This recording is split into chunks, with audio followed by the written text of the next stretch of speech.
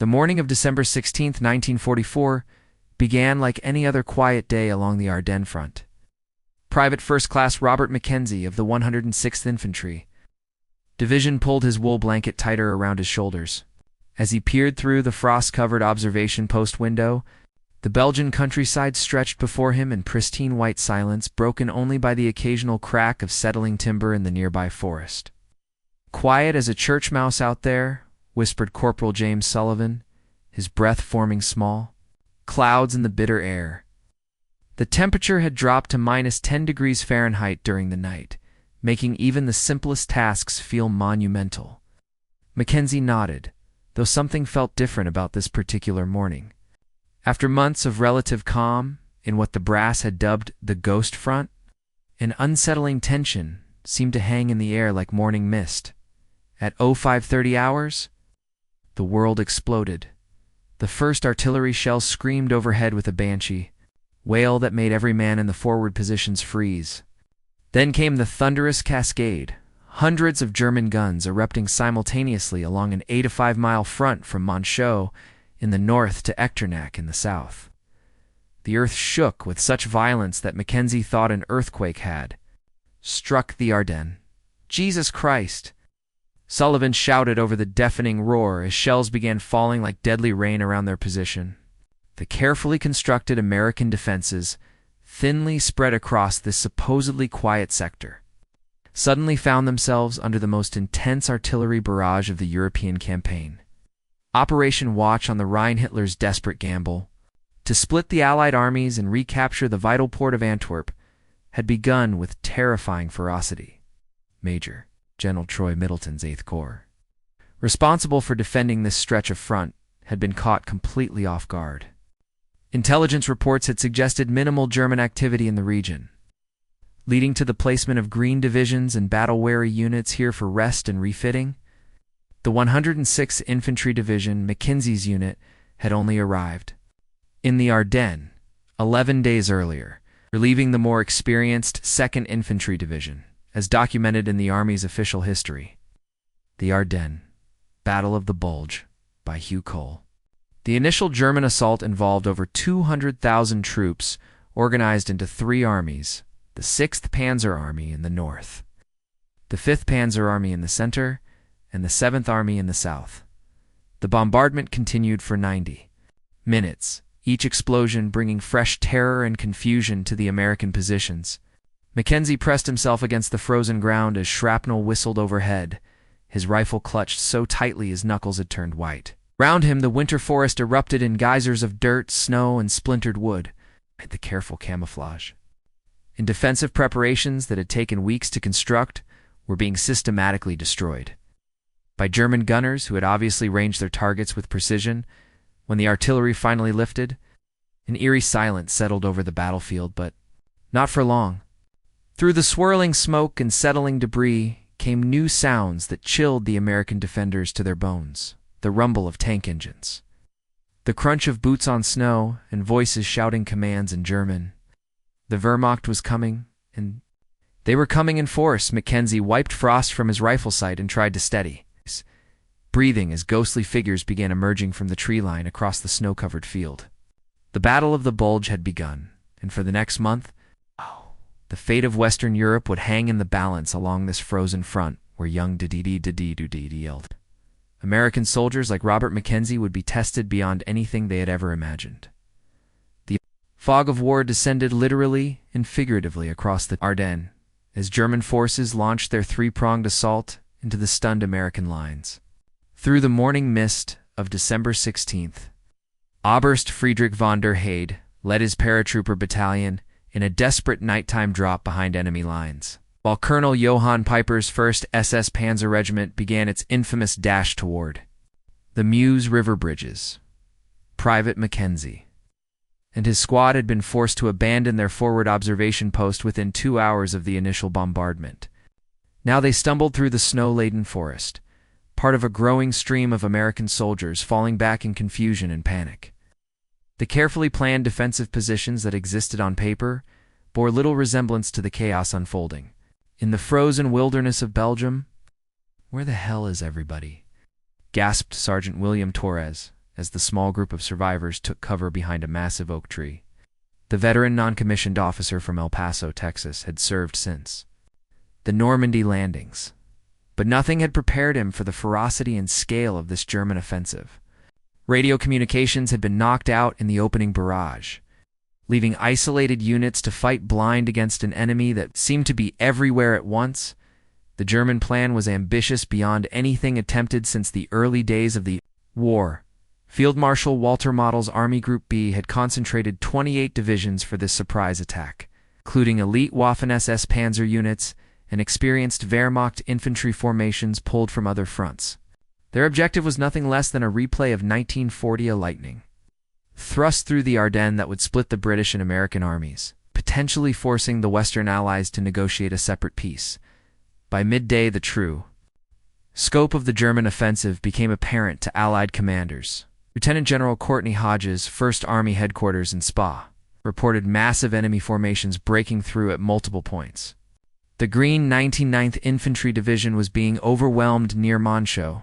The 106th Infantry Division Mackenzie's unit faced annihilation in the Schnee-Eifel region. The weather, which had grounded Allied air power for days, now became Germany's greatest ally. Thick clouds and driving snow prevented American fighter bombers from attacking the German columns streaming westward. General Hasso von Mantefol's 5th Panzer Army exploited this advantage ruthlessly, pushing his armored spearheads deep into American rear areas where supply dumps, field hospitals, and headquarters units found themselves on the front lines. As evening approached on that first terrible day, Mackenzie's squad had covered nearly 8 miles of retreat through the forest. They had witnessed scenes that would haunt them for the rest of their lives: abandoned American positions littered with frozen corpses, burned-out vehicles still smoldering in the snow, and German patrols advancing with confidence born of surprise. In superior numbers, gotta find friendly lines, Torres whispered as they crouched in a shell crater, listening to the distant rumble of German armor. Can't keep running forever. But friendly lines were increasingly hard to find. The German breakthrough had been so rapid and complete in some sectors that entire American units had been surrounded and cut off. The twin villages of crinkled Trocheruth had fallen after desperate house-to-house fighting. St. Vith, crucial road junction, was under siege. And somewhere to the south, the garrison of Bastogne was about to find itself completely encircled by enemy forces. The psychological impact of the German offensive rippled far beyond the immediate battle zone. Riesland troops, who had grown comfortable in what they thought was a quiet sector, suddenly found themselves burning classified documents and preparing for evacuation. Military police established roadblocks to catch German infiltrators wearing American uniforms, part of Otto Skorzany's Operation Grief, which had sent English-speaking commandos behind Allied lines to spread confusion and panic. As night fell, on December 16, 1944, the first day of what would become known as the Battle of the Bulge drew to a close. But for soldiers like Private Mackenzie, Sergeant Torres, and thousands of other Americans scattered across the snow-covered Ardennes, the nightmare was just beginning. The next few days would test their courage, endurance, and will to survive. Against overwhelming odds in one of the most brutal battles of World War II, December 18th dawned gray and bitter across the Ardennes, with temperatures plunging to 20 below zero Fahrenheit. In the strategic crossroads town of St. Vith, Brigadier General Bruce Clark had managed to organize a desperate defense. Using the scattered remnants of multiple American units, the town's capture would give the Germans control of the vital road network they needed to sustain their offensive toward Antwerp. Private Mackenzie and Sergeant Torres had finally reached American lines after 36 hours of moving through enemy-occupied territory. They now found themselves part of Combat Command B of the 7th Armored Division. Hastily thrown into the defense of St. Vith alongside engineers, military police, and anyone else who could hold a rifle. The improvised nature of the defense reflected the chaos that had engulfed the entire American front. "Dig in deep, boys," Clark ordered as he moved among the foxholes being carved from the frozen ground. "Jerry's going to come at us with everything he's got." The general's calm demeanor provided some reassurance to the frightened soldiers, many of whom were fighting alongside strangers from different units. The normal military hierarchy had largely collapsed in the face of the German onslaught, replaced by small groups of men fighting for survival, the German forces surrounding. St. Vith represented some of the Wehrmacht's finest units.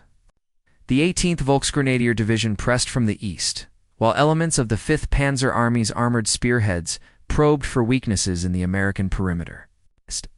SS Oberfuhrer Wilhelm Manck's 1st SS Panzer Division had been assigned to take the town quickly, but they were discovering that cornered Americans could fight with unexpected ferocity, as referenced in historian Stephen Ambrose's comprehensive account.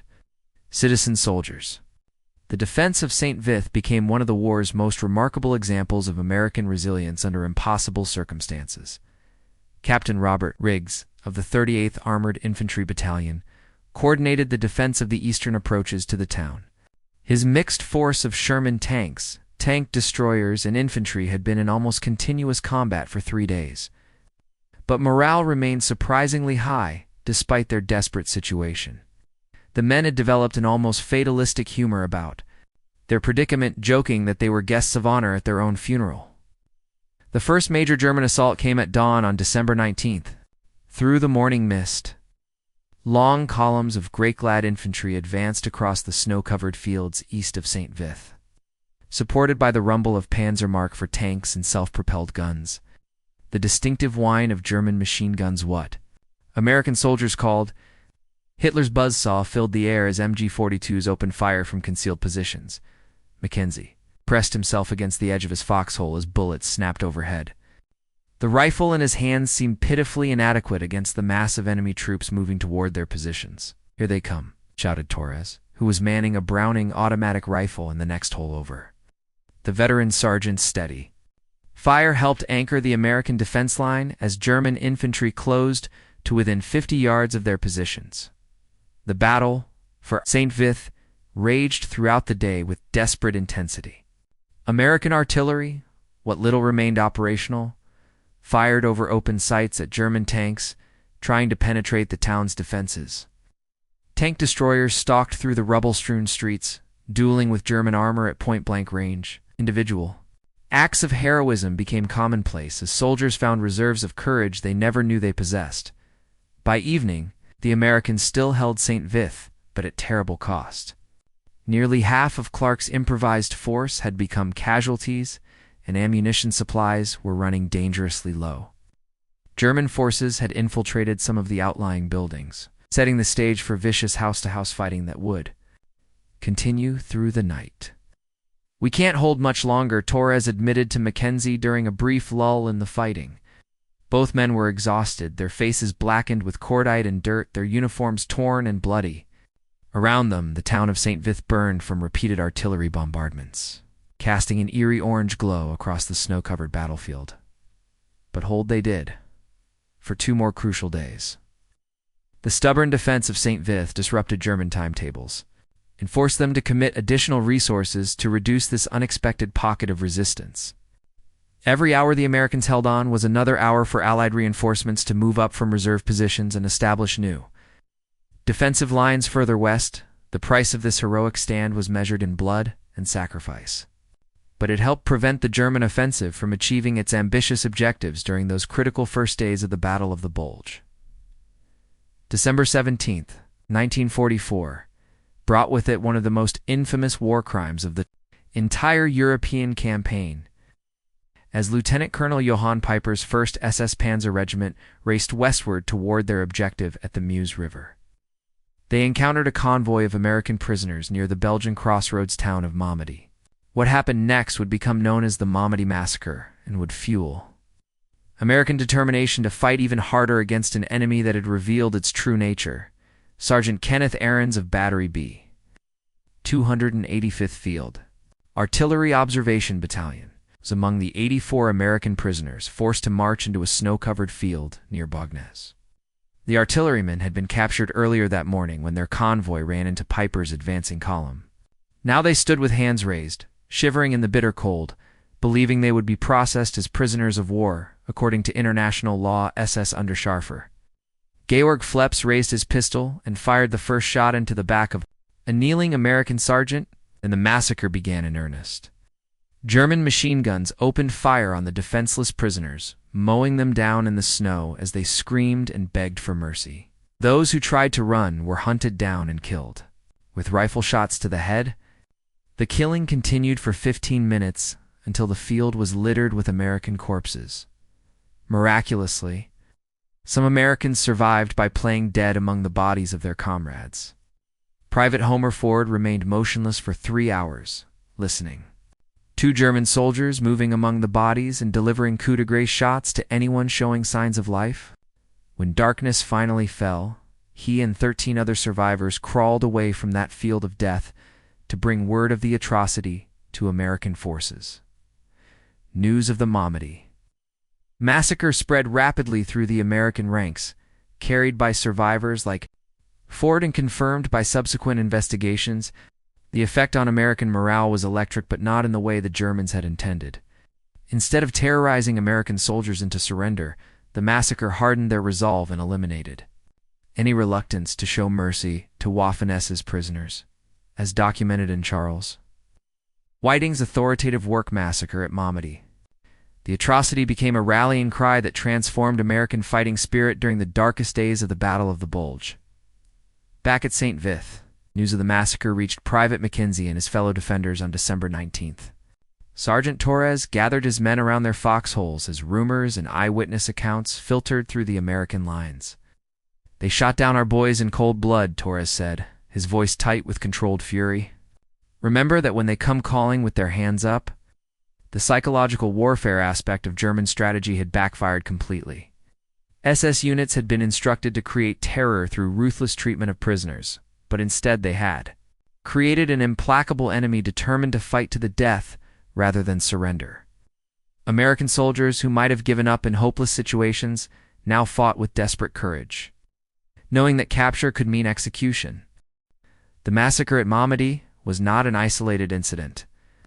Throughout the Ardennes offensive, there were documented cases of German units murdering American prisoners, Belgian civilians, and anyone else who got in their way.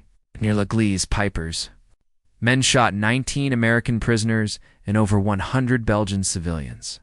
At Stavelot, SS troops murdered civilians who had welcomed American forces as liberators. Just months earlier, these atrocities violated every convention of civilized warfare and revealed the true character of Nazi ideology even in the war's final phase. They also demonstrated how desperation had corrupted German military leadership. Senior officers either ordered or tolerated actions that would have horrified professional soldiers in earlier campaigns. For American forces fighting in the Ardennes, knowledge of these war crimes became both burden and motivation. They now understood they were fighting not just for military objectives, but for the survival of civilized values against an enemy that had abandoned all moral constraints. This knowledge sustained them through the terrible ordeals that lay ahead. In the frozen forests of Belgium, the legal reckoning for these crimes would come later. During the post-war trials at Nuremberg and Dachau, but for now in the dark winter of 1944, American soldiers like Mackenzie and Torres simply fought on with grim determination. Knowing that surrender was no longer an option against an enemy that had shown its willingness to murder prisoners in cold blood. December 20th, 1944, found the vital crossroads town of Bastogne completely surrounded by German forces. The 101st Airborne Division, hastily trucked north from their rest area near Reims, had arrived just in time to prevent the town's capture. Now, they faced a siege that would become legendary in American military history as paratroopers, who had jumped into Normandy and Holland prepared for their greatest test yet. Acting Division Commander Brigadier General Anthony McAuliffe established his headquarters in the basement of Bastogne's Heinz barracks as German artillery began falling on the town. The paratroopers of the Screaming Eagles had arrived with minimal winter equipment and limited ammunition, expecting a brief deployment to stem the German offensive. Instead, they found themselves cut off from all supply lines, except for occasional airdrops through the overcast skies. Staff Sergeant Donald Burgett of the 506th Parachute Infantry Regiment led his squad through the rubble-strewn streets of Bastogne as they took up defensive positions. The veteran paratrooper had survived jumps into Normandy and Operation Market Garden. But the winter siege of Bastogne would test his endurance like nothing before. Snow fell steadily, covering the bodies of American and German soldiers alike, with a white shroud that made the battlefield seem almost peaceful from a distance. The German forces surrounding Bastogne represented a significant portion of General Heinrich von Leutwitz's 47th Panzer Corps, the Panzer-Lehr Division, pressed from the west while the 26th Volksgrenadier Division attacked from the east and south. Von Leutwitz was confident that the isolated American garrison would surrender quickly once they realized the hopelessness of their situation. On December 22nd, German officers approached American lines under a white flag bearing an ultimatum for McAuliffe. The formal surrender demand, written in English, warned of complete annihilation if the Americans did not capitulate within 2 hours. When presented with this message, McAuliffe's response was immediate and characteristic. Nuts. His aide, Colonel Joseph Harper, delivered the rejection to the bewildered German officers with the explanation that it meant go to hell. The siege of Bastogne had become a symbol of American defiance that resonated far beyond the frozen forests of Belgium. Radio reports carried word of the surrounded paratroopers to the American home front, where civilians followed the battle with intense interest. The image of elite airborne soldiers holding a vital crossroads against overwhelming odds captured the public imagination in a way that few military operations had achieved. Lieutenant Colonel Steve Chapuis, commanding the 2nd Battalion of the 502nd Parachute Infantry Regiment, coordinated the defense of Bastogne's northern perimeter where some of the heaviest fighting occurred. His paratroopers had learned to conserve ammunition while maximizing every shot's effectiveness. They had also adapted to winter warfare with remarkable speed, using white bed sheets as camouflage and stuffing newspapers inside their uniforms for insulation. The most critical moment of the siege came on Christmas Eve, when the 15th Panzer Division launched a massive assault against the northwestern sector of the American perimeter. German tanks and infantry penetrated the paratrooper lines near the village of Champs, threatening to split the defense in half.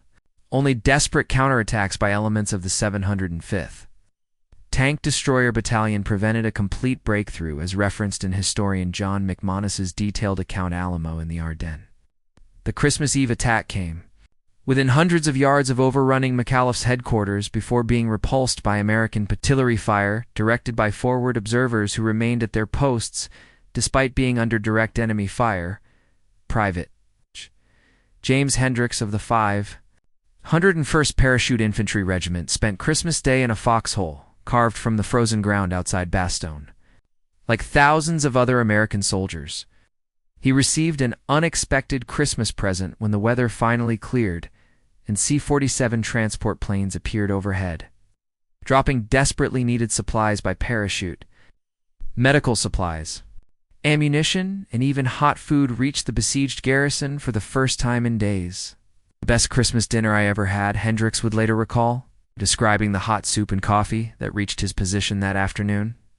The successful resupply mission, flown despite intense German anti-aircraft fire, demonstrated that the garrison was not abandoned and that relief was on the way. Unknown to the defenders of Bastogne, General George Patton's Third Army was already racing north through Luxembourg, preparing to break the German siege. The stage was set for one of the most dramatic rescues in American military history. December 26th, 1944, dawned clear and bitterly cold across the Ardennes. As General George Patton's Third Army launched its counterattack toward the besieged garrison at Bastogne, the controversial but brilliant commander had achieved what many military experts considered impossible, pivoting his entire army 90 degrees north from the Saar offensive and covering over 100 miles in 72 hours to strike the German southern flank. Lieutenant Colonel Creighton Abrams led the spearhead of the 4th Armored Division's Combat Command R as it smashed through German defensive positions south of Bastogne. The aggressive tank commander, driving his Sherman tank Thunderbolt 4, pushed his column forward with relentless determination despite fierce resistance from dug-in German forces. Behind him followed a stream of American armor that stretched 4 miles across the snow-covered Luxembourg's countryside. The German commanders had not expected such a rapid American response. Field Marshal Walter Model's intelligence staff had estimated that any major Allied counteroffensive would take at least a week to organize and launch. Instead, Patton's forces were already engaging the southern perimeter of the German salient, just 10 days after the initial attack. The speed of this response demonstrated the logistical superiority that would ultimately doom German hopes in the Ardennes. Captain William Dwight of the 37th Tank Battalion fought his way through the village of Ardennes, where German defenders had established strong positions in stone buildings and behind roadblocks. His company of Sherman tanks worked in close coordination with infantry from the 26th Infantry Division, clearing each house with methodical precision. The fighting was vicious and personal, with German and American soldiers often engaging at ranges measured in yards rather than hundreds of yards. Inside Bastogne, the sound of approaching American guns provided tremendous morale boost to the exhausted defenders. Staff Sergeant Bulge and his paratroopers had been fighting without relief for 6 days, surviving on minimal rations and ammunition. While holding their positions against repeated German assaults, the knowledge that Patton was coming gave them the strength to continue fighting despite their desperate circumstances. The breakthrough came at 1650 hours on December 26th, when elements of the 37th Tank Battalion made contact with forward positions of the 101 Airborne Division. First Lieutenant Charles Bogus, commanding the lead Sherman tank, reached the outskirts of Bastogne and established radio contact with the paratroop defenders. "Come on up," radioed the airborne forward observer. "This is the 426th, and we're holding the line." The relief of Bastogne became front-page news across America and the Allied world. Radio correspondents broadcast live reports from the scene as Patton's tanks rolled through the American perimeter, bringing desperately needed supplies and reinforcements to McAuliffe's garrison. The successful relief operation demonstrated that German hopes of reaching Antwerp were now effectively finished. Even though heavy fighting would continue for several more weeks, General McAuliffe met with Patton personally on the evening of December 26, 1944, in the basement headquarters that had coordinated the defense throughout the siege. The airborne commander's laconic style contrasted sharply with Patton's flamboyant personality, but both men shared a professional respect born of combat leadership under extreme pressure. "George, I'm glad to see you," McAuliffe reportedly said, to which Patton replied, "Tony, you've made history." The psychological impact of Bastogne's relief extended far beyond its immediate military significance. German soldiers, who had been told that American forces would collapse under determined assault, now witnessed the stubborn defense of an isolated garrison and the rapid counterattack that rescued it. The myth of German tactical superiority, already badly damaged by earlier defeats, suffered another severe blow from which it would never recover. As referenced in historian Carlo D'Este as comprehensive biography, Patton, a genius for war. The relief of Bastogne represented the high point of Patton's career and demonstrated his unique ability to inspire ordinary soldiers to achieve extraordinary results under the most difficult circumstances. Private Mackenzie, who had survived the initial German assault and the desperate defense of St. Vith, now found himself part of the expanded American forces, converging on the Ardennes salient. The green recruit, who had been caught completely off guard on December 16th, had become a combat veteran, hardened by experiences that would have been unimaginable just 2 weeks earlier. January 3rd, 1945, marked the beginning of the end for German hopes in the Ardennes.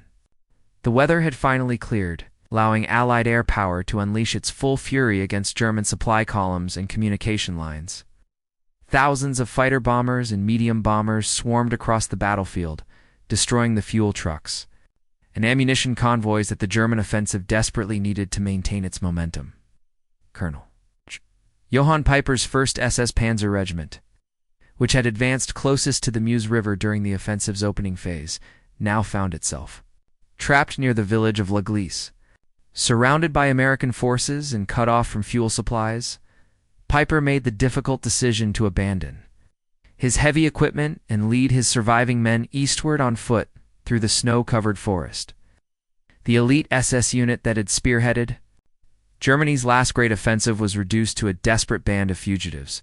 Private Mackenzie, now serving with the 82nd Airborne Division after his original unit had been virtually destroyed in the opening days of the battle, participated in the systematic reduction of the German salient.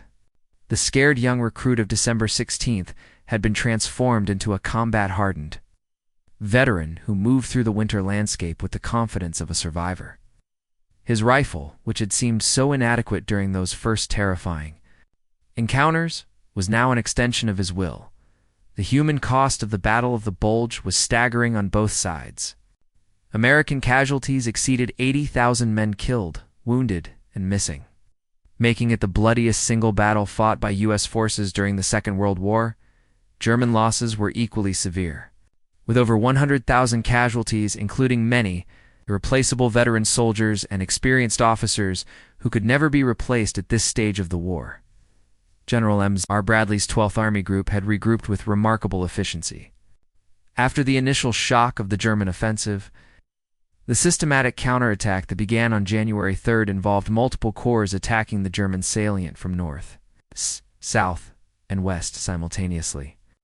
American artillery, finely concentrated in sufficient quantities, delivered devastating barrages that destroyed German positions and broke up counterattack attempts before they could develop. The strategic consequences of the Battle of the Bulge extended far beyond the immediate tactical situation. Hitler's decision to commit his last reserves to this offensive had fatally weakened German defenses along other fronts, particularly in the east, where Soviet forces were preparing their final drive toward Berlin. The panzer divisions that might have delayed the Russian advance were instead destroyed or badly mauled in the frozen forests of Belgium. Sergeant Torres, who had guided Mackenzie through the nightmare of the battle's opening days, was wounded by artillery fire near Heffelice on January 8th, but survived to see the successful conclusion of the campaign. The veteran non-commissioned officer from El Paso had epitomized the small unit leadership that enabled American forces to recover from initial disasters and ultimately triumph over their enemies. By January 28th, American forces had eliminated the German salient and restored the front lines to their positions of December 15th. The Battle of the Bulge was officially over, though its effects would reverberate through the remaining months of the war. German mobile reserves had been destroyed, fuel supplies exhausted, and the Wehrmacht's capacity for major offensive operations permanently crippled. As documented in the official army history, the last offensive by Charles MacDonald, the victory in the Ardennes marked the turning point after which German defeat became inevitable rather than merely probable. The soldiers who survived the Battle of the Bulge carried with them memories that would last a lifetime.